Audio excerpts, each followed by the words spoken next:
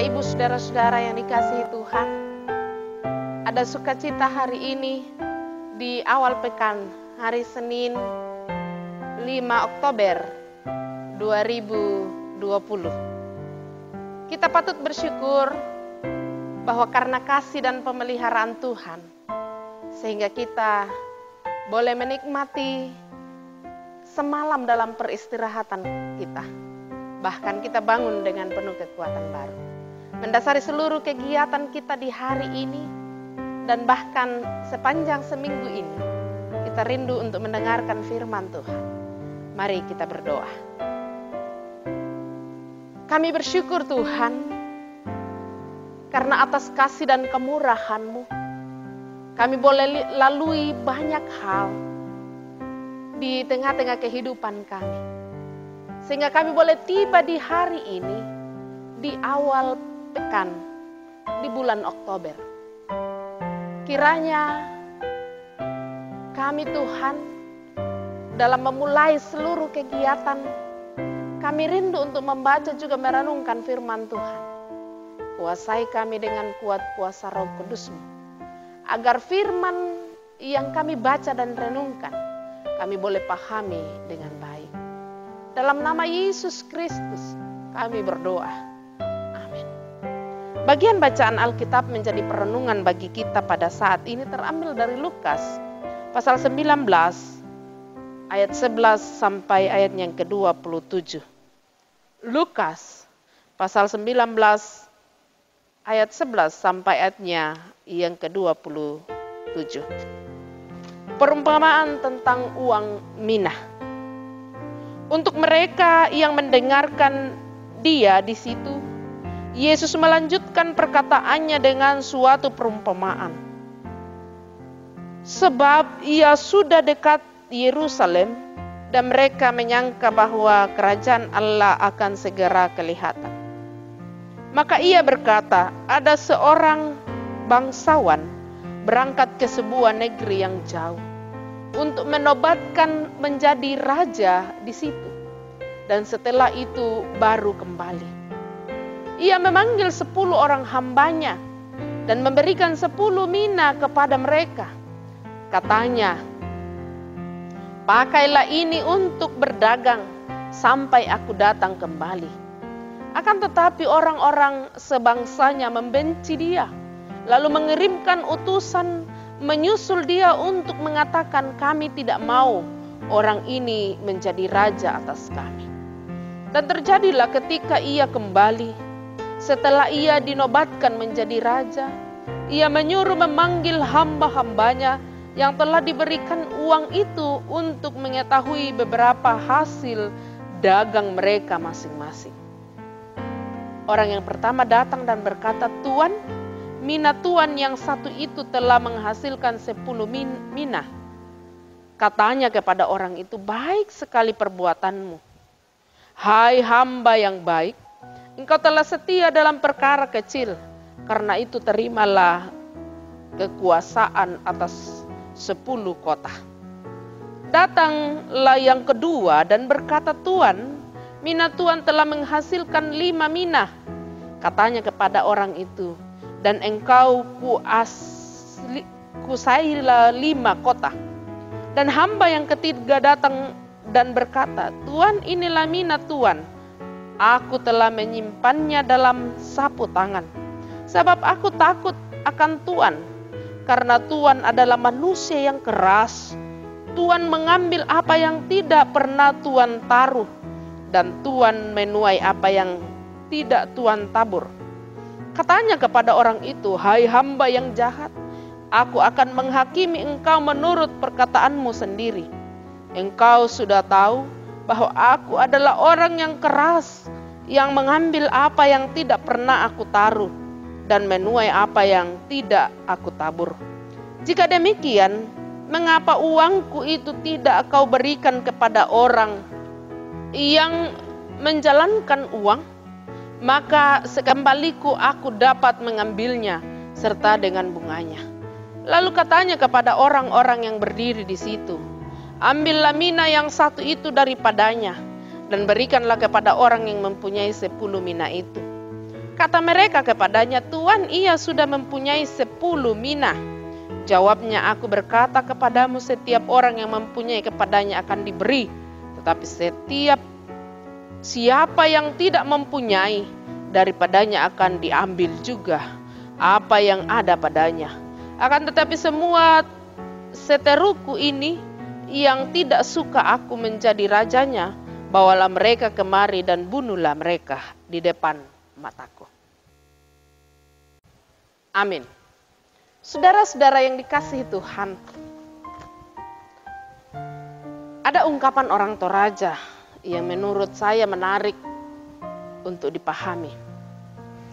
Inan den siamo ya melona, tu sumalong-malong, baatu apa siamo radilesa, kelatai bang mirah.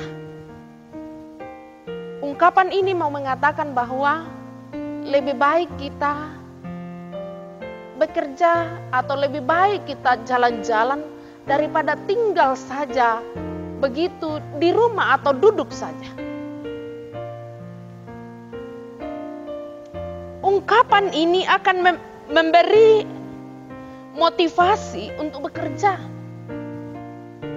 Kalau dalam Amsal, saudara-saudara, Amsal pasal 6 ayat 6 mengatakan, hai pemalas, pergilah ke semut, perhatikanlah lakunya, dan jadilah bijak.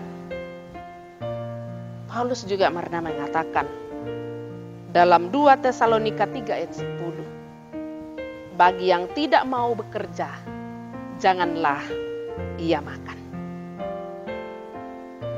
Dari ungkapan-ungkapan itu, saudara-saudara, mau menjelaskan kepada kita bahwa tidak ada gunanya bagi pemalas. Tidak ada gunanya bagi orang yang berdiam diri. Terlebih lagi, bagi orang yang tidak punya semangat sama sekali untuk bekerja. Ia bermalas-malasan. Dan bahkan ketika ia menemukan peluang untuk bekerja, ia bahkan mengatakan, mungkin bukan rezeki saya. Dan masih banyak alasan lagi. Saya belum siap, saya masih muda, dan banyak lagi saudara-saudara. Terlebih lagi di rumah, hal praktis di rumah.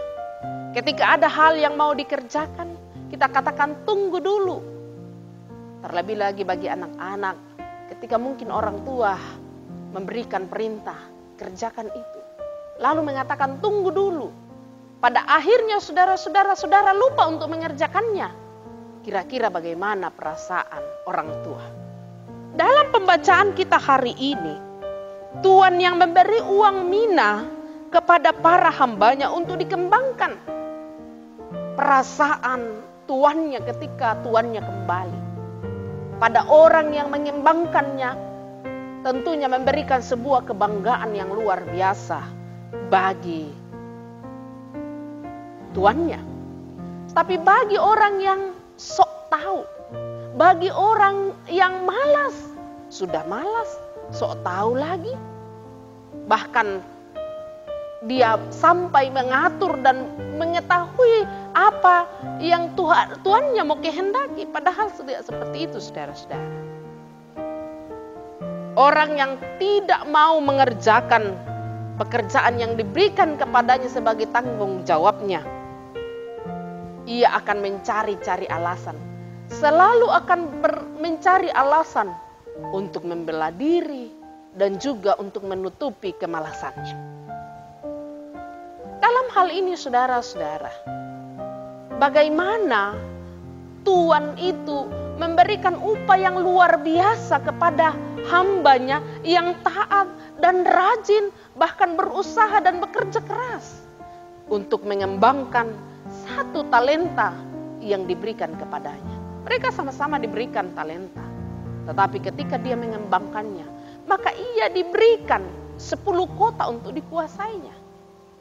Dan ketika yang satu ini, orang yang ketiga ini, malas dan bahkan tidak mau bekerja, ia juga membela diri dengan banyak alasan, maka daripadanya diambil dan diberikan kepada 10 talenta itu yang mempunyai 10 talenta. Ada yang protes, tetapi sang Tuhan mengatakan, daripada orang yang tidak mau mengembangkannya, berikan kepada orang yang siap bekerja. Saudara-saudara yang dikasihi Tuhan, Yesus hendak memperlihatkan dan menyatakan apa yang terjadi dalam kehidupan orang-orang yang senantiasa mengikutnya dengan setia. Ada yang taat kepada Yesus, tetapi ada pula yang tidak taat. Saya kira dalam kehidupan kita juga saat zaman sekarang ini. Bagaimana? Kita semua ini sudah mengatakan bahwa kita percaya kepada Yesus Kristus. Tapi benarkah saya dan saudara sudah siap mengembangkan dalam kehidupan kita, bahkan menjadi terang dalam kehidupan kita, bahwa kita ini benar-benar pengikut Kristus? Siapkah kita untuk dipakai oleh Tuhan, untuk bekerja, melayani dengan penuh rasa tanggung jawab? Kita percaya saudara-saudara, bahwa Tuhan telah memberikan kita banyak hal untuk dipertanggungjawabkan. Mengerjakan tugas pelayanan dengan baik, dengan penuh rasa tanggung jawab. Bagi anak-anak muda yang dikasihi Tuhan, motivasi untuk bekerja penting. Maka ketika kita punya kesempatan, kerjakanlah dengan baik. Kerjakanlah dengan rasa tanggung jawab. Bukan karena kita melihat seberapa besar upah yang saya harus peroleh. Tetapi lakukanlah bahwa seberapa besar yang bisa saya lakukan, yang saya kerjakan dengan penuh rasa takut akan Tuhan, bahkan penuh rasa tanggung jawab. Hendaknya dalam hidup kita selalu bertanya, siapkah aku bekerja? Ketika ada kesiapan untuk bekerja, kerjakanlah itu dengan penuh tanggung jawab. Soal hasil, saya sudah pernah mengatakan, soal hasil itu urusan Tuhan. Kalau saudara sudah bekerja dengan baik, persoalan hasil itu urusannya Tuhan. Tetapi saudara sudah mengerjakan pekerjaan itu dengan rasa tanggung jawab, maka saudara akan memetik hasilnya. Terpuji Dia, haleluya, amin. Mari kita berdoa.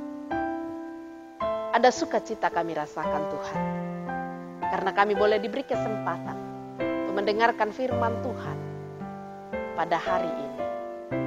Semoga firman ini akan menjadi kekuatan bagi kami, bahkan semangat dan motivasi untuk bekerja dengan baik.